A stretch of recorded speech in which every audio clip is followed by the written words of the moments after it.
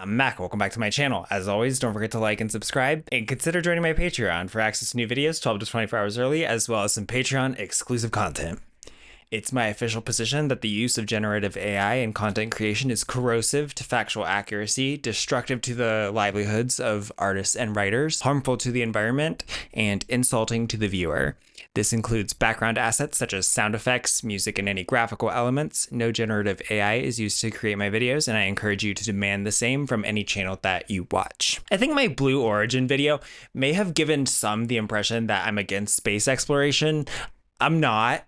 Space exploration is actually pretty awesome. I remember when the New Horizons probe, the first to ever study Pluto in the Kuiper Belt, launched in 2006. To this day, it is the fastest human-made object ever launched from Earth at over 36,000 miles per hour, which is 58,000 kilometers per hour. It passed the moon in 9 hours. It passed the orbit of Mars in 3 months, and it flew by Jupiter 13 months later. I was very excited that we'd finally have images of Pluto more than a few pixels in size in 9 years. I mean, details, right? It's okay. The anticipation over those 9 years really made it even better when NASA started releasing the images, and it turned out that Pluto had this adorable heart-shaped marking on it. How cute is that? It's giving weighted companion cube. But hey, wait a second. Did you hear that part about it launching in 2006, which is when I was still in high school, and arriving at Pluto 9 years later in 2015, by which point I had already completed both my bachelor's degree and my Doctor of Pharmacy degree? And the part about it being the fastest object ever launched from Earth, and it still took 9 hours to pass the moon, 3 months to pass Mars, 13 months to pass Jupiter, and 9 years to reach Pluto. Science fiction is great and all, but there are times where I think it has poisoned the popular conception of space in ways that are starting to have real consequences, especially when combined with the colonial, expansionist, imperial cultural narratives pervasive in so-called Western culture that paint space travel as the ultimate universal human ambition, as something that is inevitable and mandatory, something that must happen. So when SpaceX, in the prospectus they've submitted for their IPO filing, actually proposes human colonization of Mars, like it is an actual possibility worth considering, it becomes difficult to understand why anyone is taking this company and the man behind it seriously about anything. Reading this makes me feel like I'm taking crazy pills.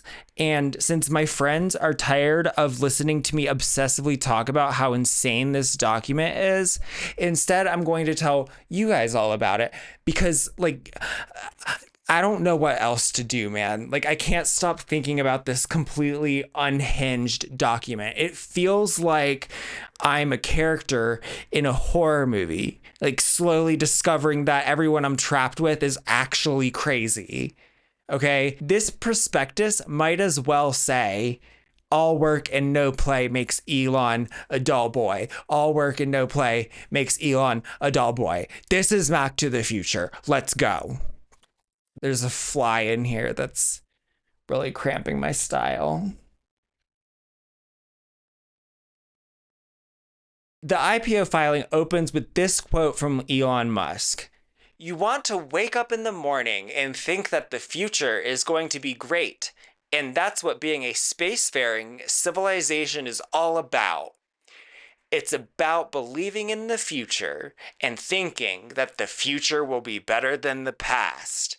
And I can't think of anything more exciting than going out there and being among the stars." Could you be any more out of touch? Like, most people want to have a job that pays them well and treats them respectfully, to have a home they can afford, a quality healthcare that doesn't bankrupt them, maybe the hope of a good life ahead for their kids.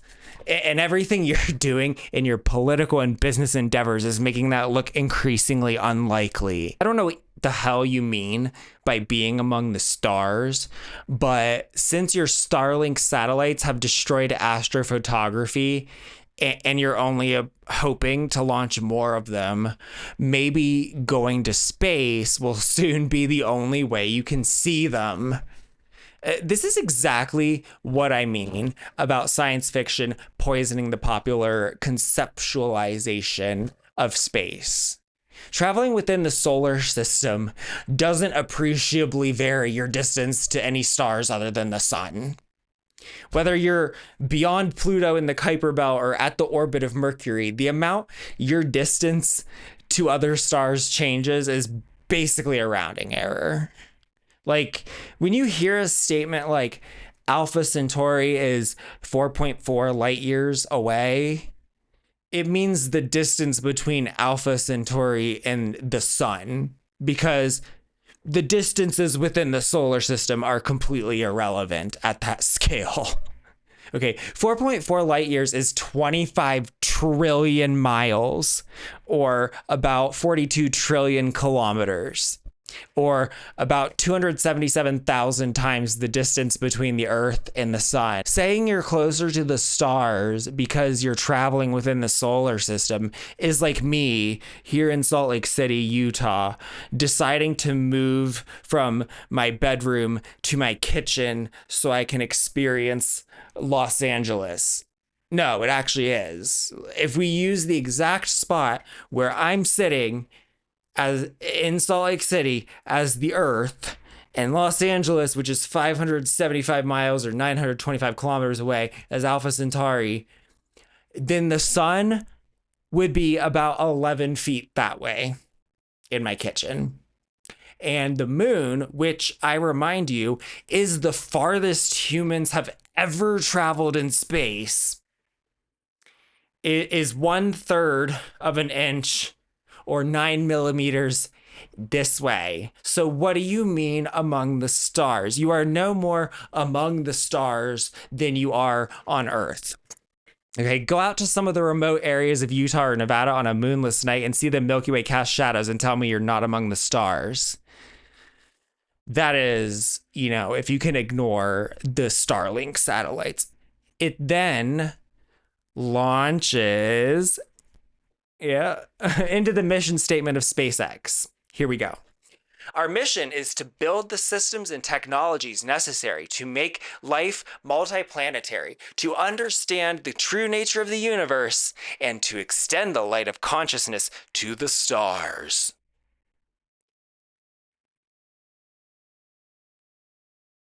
What?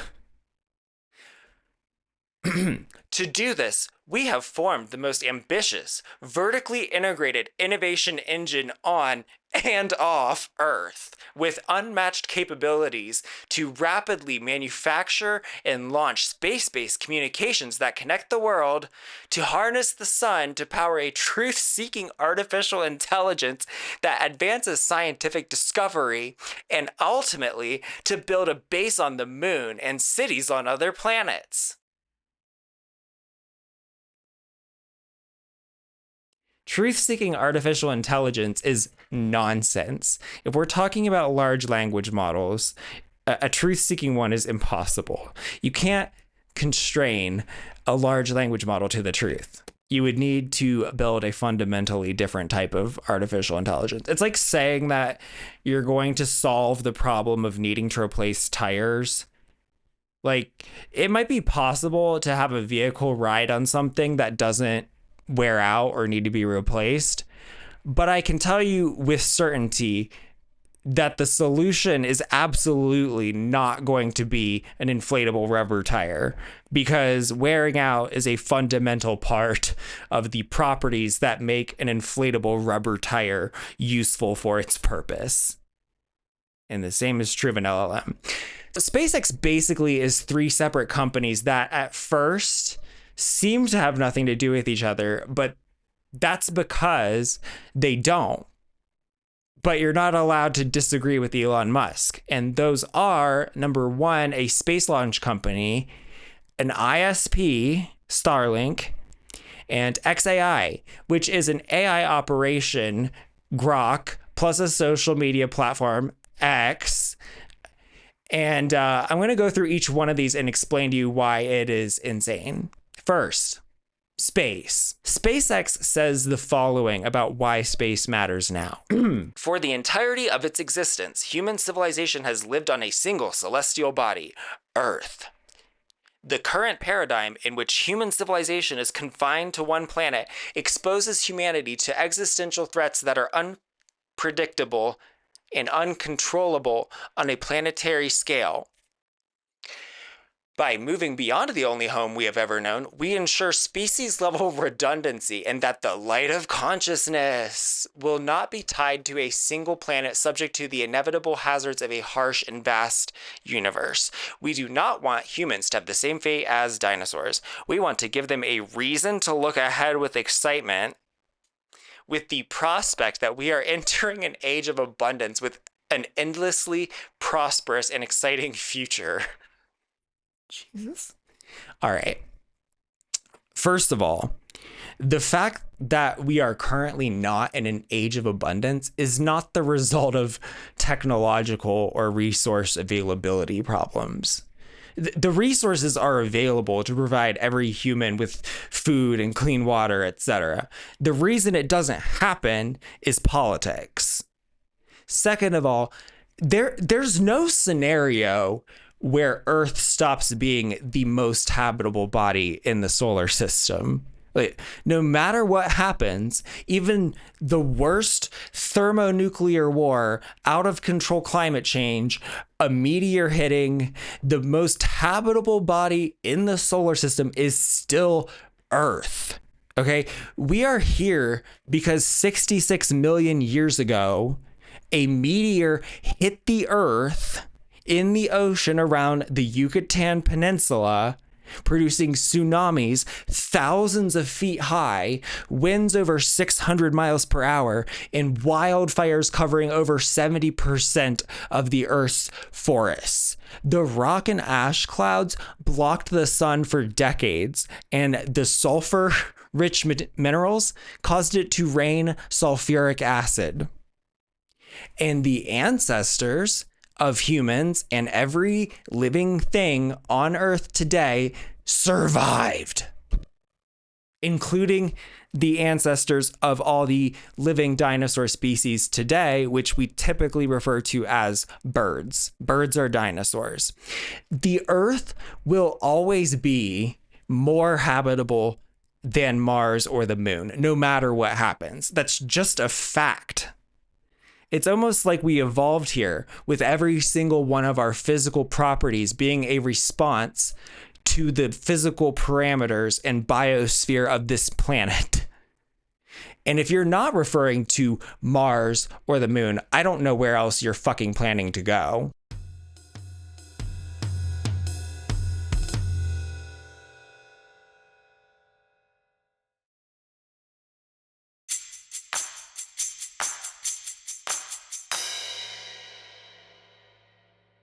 SpaceX claims that spaceflight that historically cost billions per launch now costs in the tens of millions, fundamentally reducing the cost of space access and providing the opportunity to build new enterprises in space. But this is simply not true. Adjusted for inflation, even the very costly space shuttle is estimated to have cost about $500 million per launch, and that vehicle was successfully reused many times, something that SpaceX has yet to achieve with a vehicle carrying humans.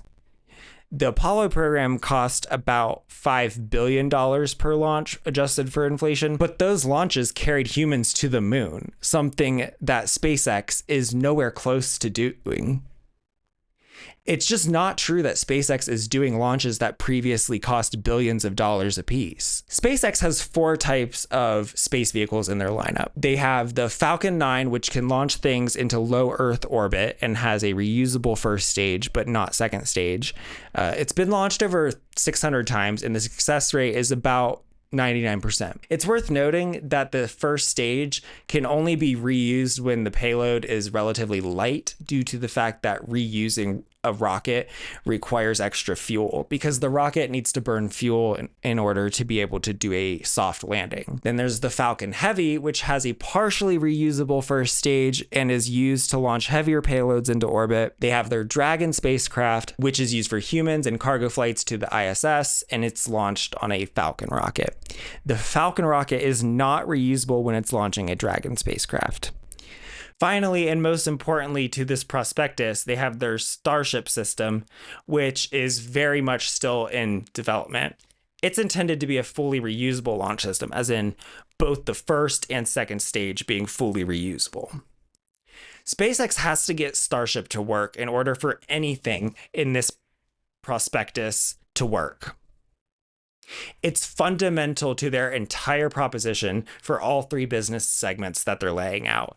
In their discussion of risks, they state, "Our growth strategy depends on our ability to increase our launch cadence and payload capacity, which is dependent on the successful development of Starship at scale.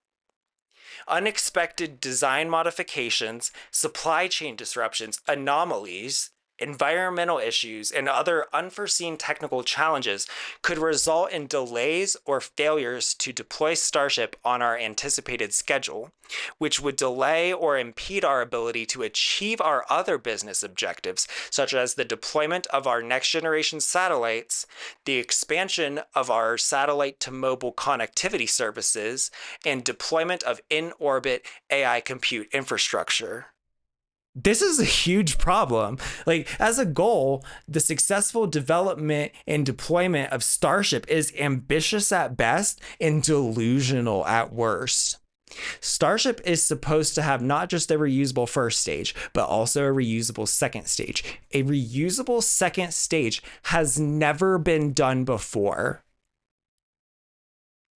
See, when you're launching something into orbit, the challenge isn't just sending it high enough. It's getting it moving fast enough, like horizontally. Orbiting a planet is just falling, but you're traveling so fast horizontally that you never hit the ground. So in low Earth orbit, where most satellites are, that speed is about 17,000 miles per hour, which is 27,000 kilometers per hour. Terminal velocity for a spacecraft-sized object is usually around 200 to 400 miles per hour. Terminal velocity is the point at which the force of air resistance is equal to the force of gravity, meaning it's the maximum speed that an object can reach in free fall in the atmosphere. So if you're coming down from orbit, meaning you're traveling at about 17,000 miles per hour, you're going to begin to hit the atmosphere, and the atmosphere is going to slam on the brakes until you are in compliance with its speed limit. Meaning you're going to lose about 16,600 miles per hour of speed via friction with the atmosphere. All right. People who don't know how to downshift regularly set their brakes on fire driving down the Mount Washington Auto Road. The amount of heat you are going to generate losing 16,600 miles per hour of speed via friction is going to be a lot. This footage is one of the best demonstrations of kind of how re-entry works I've ever seen. This is from a camera mounted to the solid rocket booster of the space shuttle. The solid rocket boosters on the space shuttle would power the launch from the launch pad up to about 46,000 meters, and then the solid rocket boosters would disconnect, and they would usually keep climbing up to about 67,000 meters or 220,000 feet, and then they would fall down toward the Atlantic Ocean. And so what you can see here, and this is the actual sound as well, I'll have the link in the description if you want to watch the full video. It's very, very, very cool. What's important here is look at the speed here.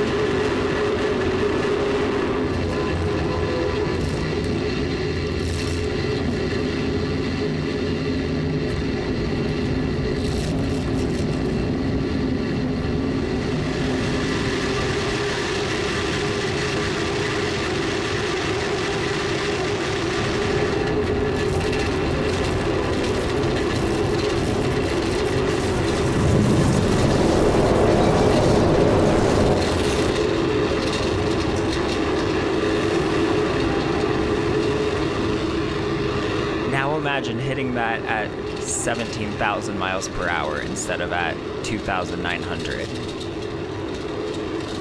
The first stage of a rocket does not need to reach orbital speeds or orbital heights.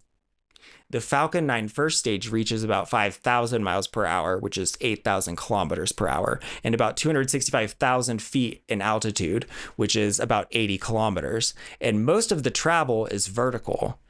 This means it doesn't need to account for much heat on descent because it's not traveling that fast horizontally. The second stage mostly pushes horizontally to achieve orbital speeds. And it also doesn't have aerodynamic considerations because it only operates above the atmosphere. It's not even the same category of challenge as a reusable first stage because every kilogram of heat shielding and extra fuel you add to the second stage now needs to be pushed up by the first stage, which requires even more fuel, which is heavy, so you need more fuel to push the extra fuel, and so on. And the viability of SpaceX's entire business model completely depends on the successful development and deployment of their Starship platform.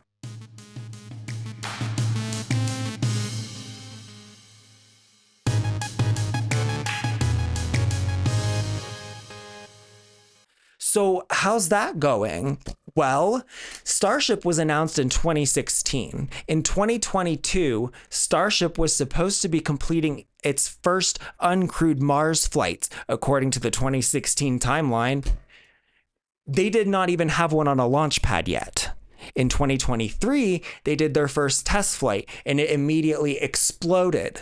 The second launch was also a failure, ending in complete destruction of the rocket and ship.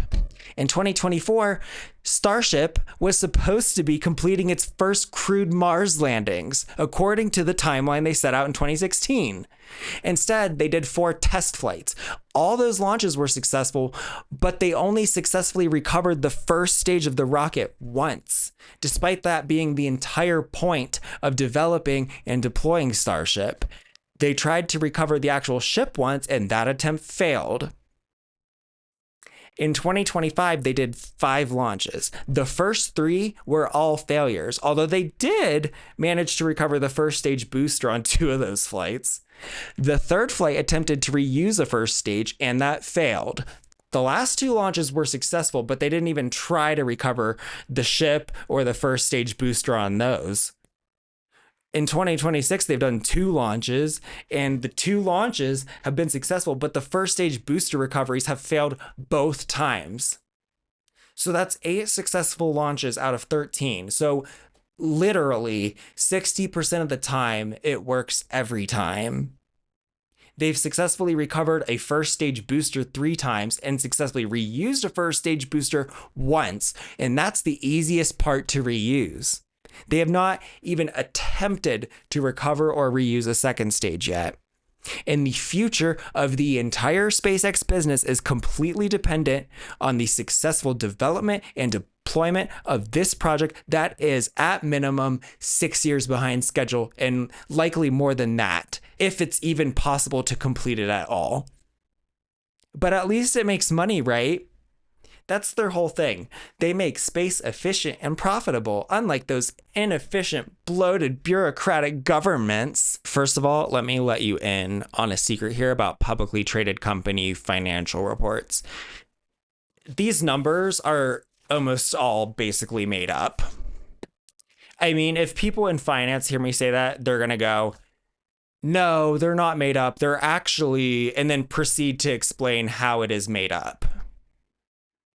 Oh, and then you'll sometimes also see EBITDA reported on these statements, which stands for earnings before interest, taxes, depreciation, and amortization, which is basically what MLM Huns are doing when they hold up their $50 check and say they made $50 last month. Basically, it accounts for the cost of goods sold, but it ignores capital expenditures.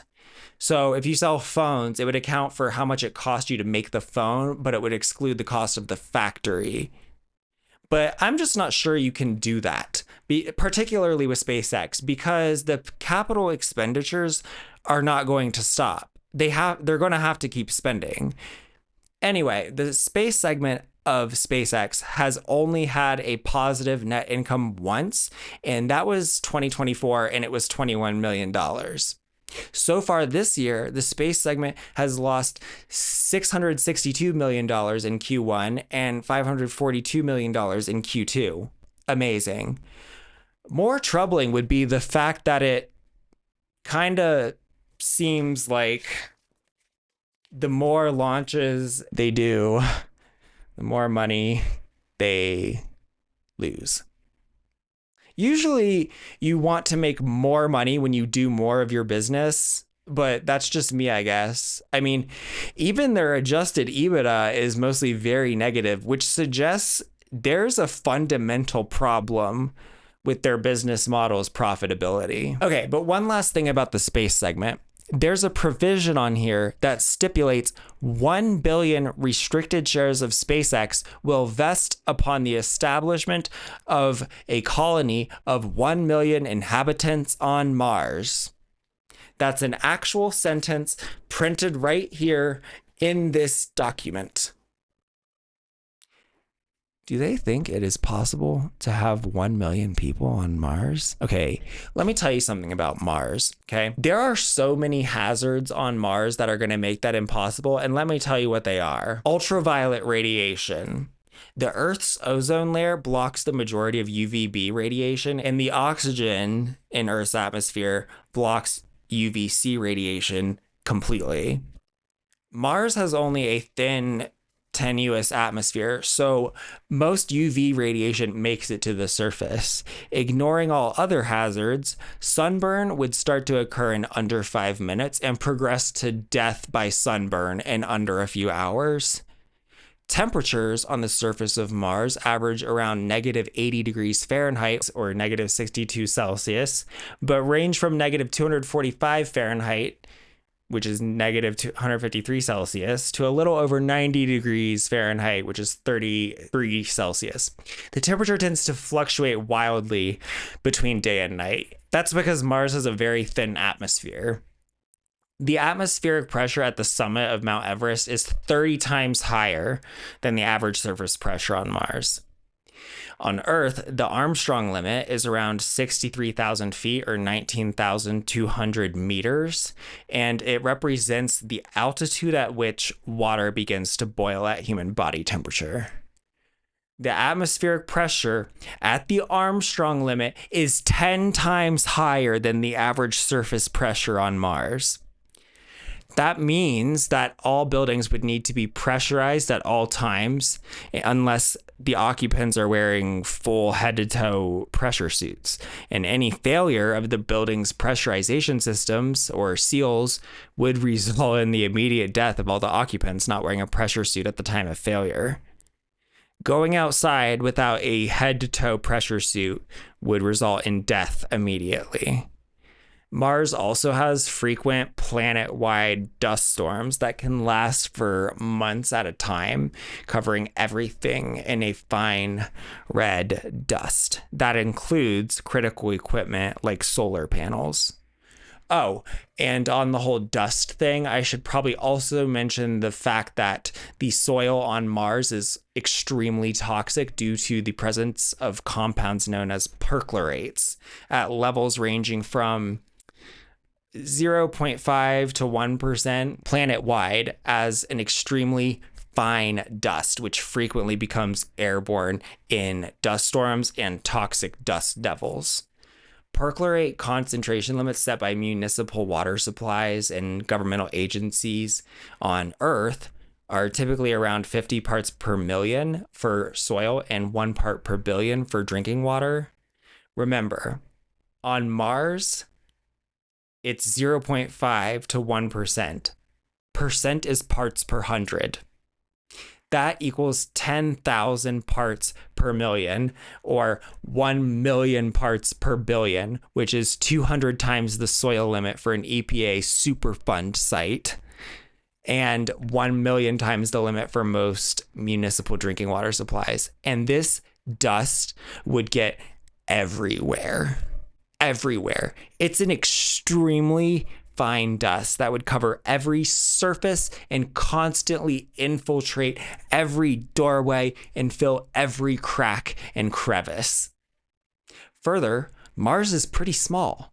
The gravity on Mars is just 38% that of Earth. Without an extremely rigorous resistance training exercise routine, any humans would face certain osteopenia and then osteoporosis. Bones might seem like they're a static, unchanging body part, but they're actually subject to two opposing processes of dissolving and renewing in the body. And the processes that build new bone do so in response to force and stress. And without the force of Earth's gravity, those processes stop because we evolved here on Earth.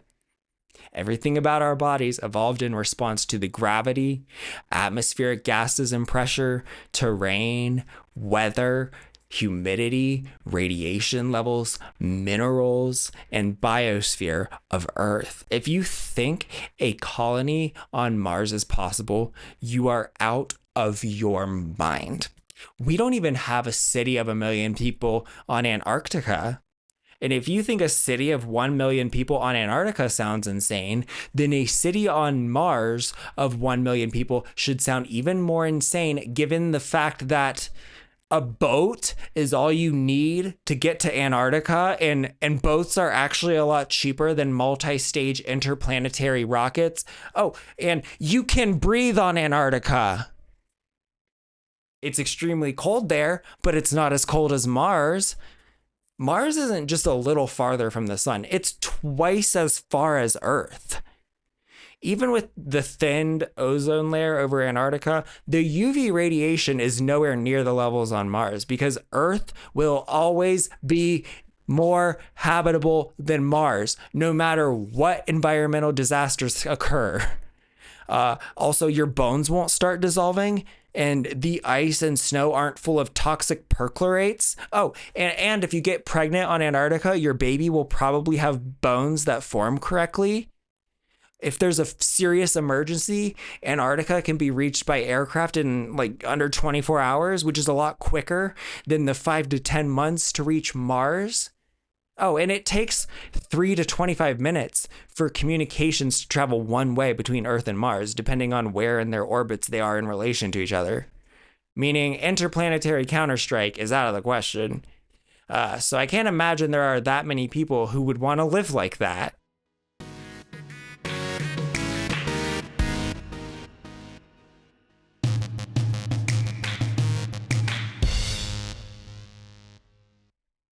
Let's talk about Starlink.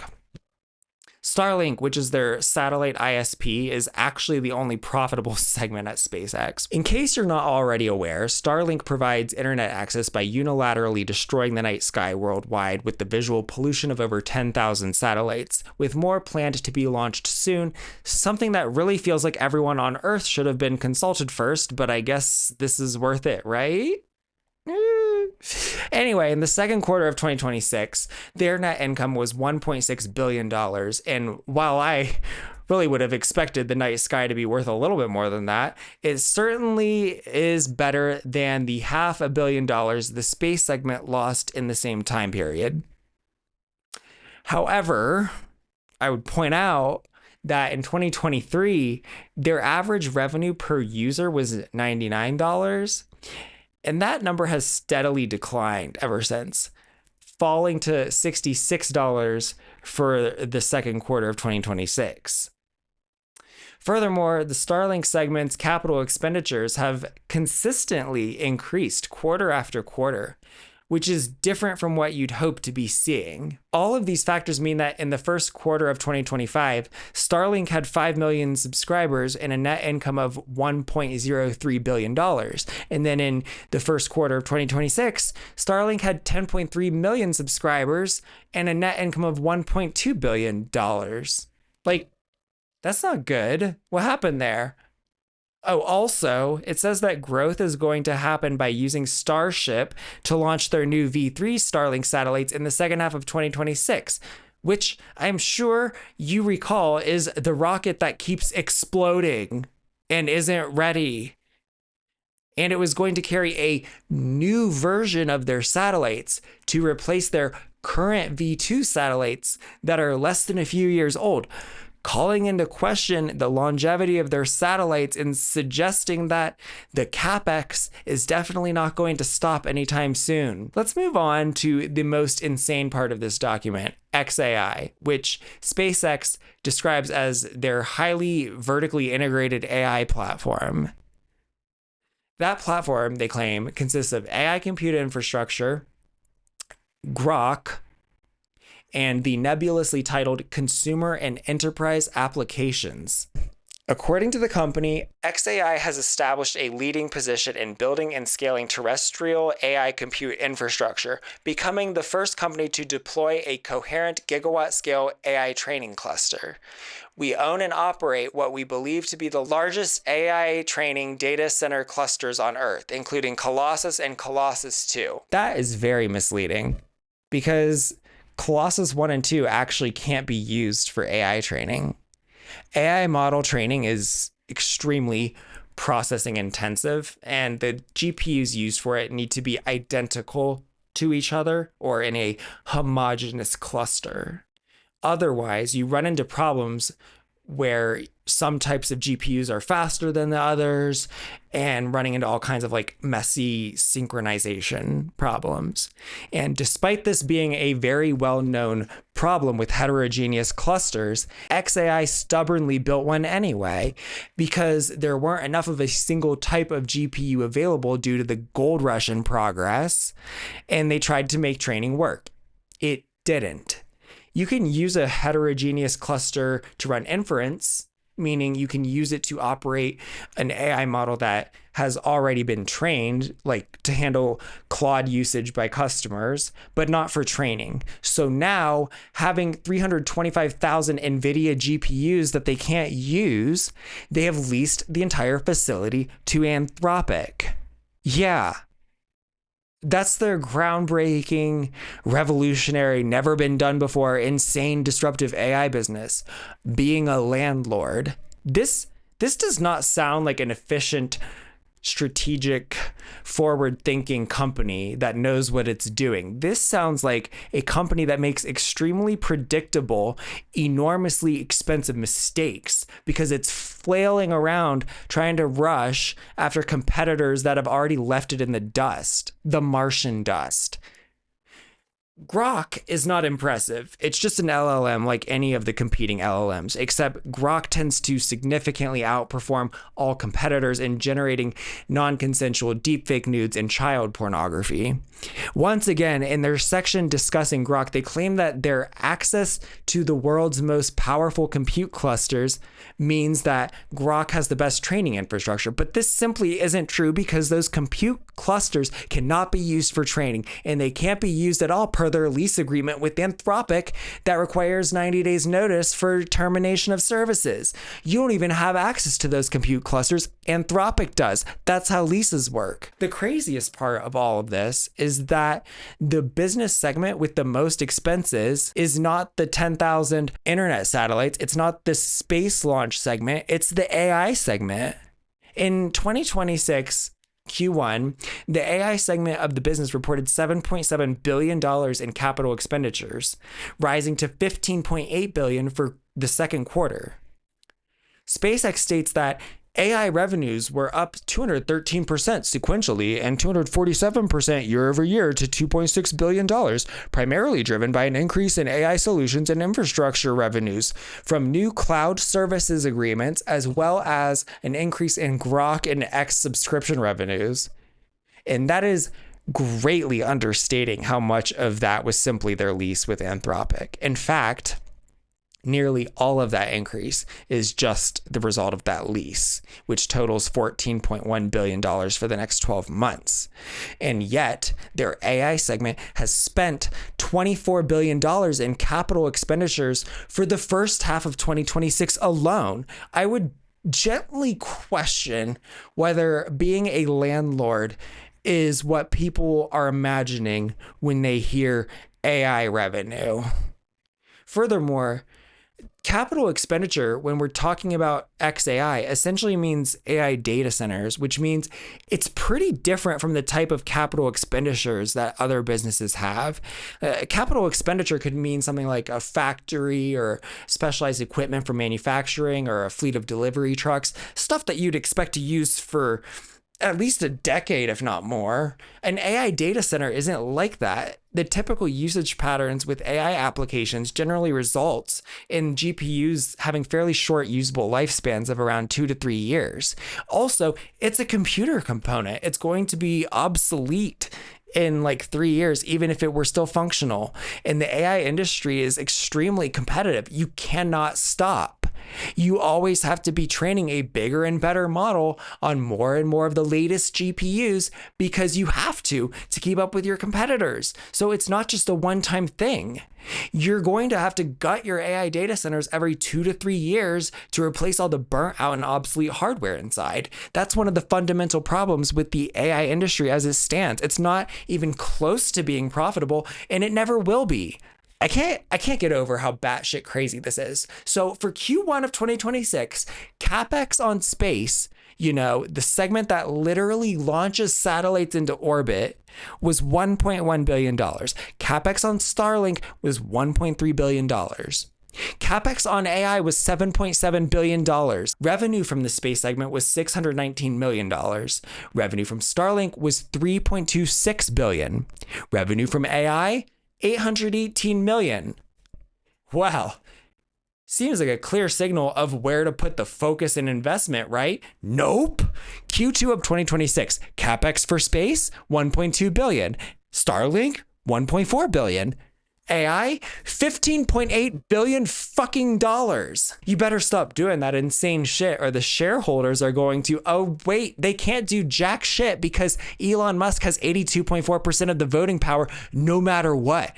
But you know what? Don't even fucking worry about it because this shit is going to the moon. I mean, like not literally because Starship isn't ready and they have to put a huge fuel depot in orbit before they can do that, which requires 13 launches of Starship to run all of the fuel up to the fuel depot to fill it up. Look, it's a metaphor. Shut up. Stop being a woke hater. See, what you dumb, stupid heads don't understand is that SpaceX has a total addressable market of $28.5 trillion, which is $500 billion more than the current GDP of the United States and 25% of the estimated GDP of the entire world. Limp dick. How is that even possible? Well, let me spell it out for you. Total addressable market for space, $370 billion. Total addressable market for Starlink, $1.6 trillion. Total addressable market for xAI, $26.5 trillion, bitch. Yeah, that's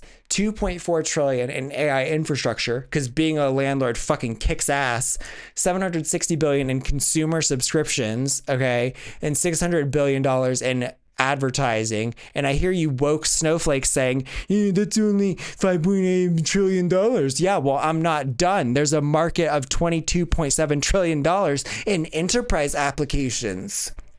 And obviously, like every enterprise organization is going to be signing up to get the unparalleled non-consensual deepfake nudes and child pornography generator. That's a $22 trillion idea if I've ever heard one. How are we going to get that computer processing power? Space. Okay. We're going to have 100 gigawatts of AI compute in space. That's almost double what we have on Earth right now.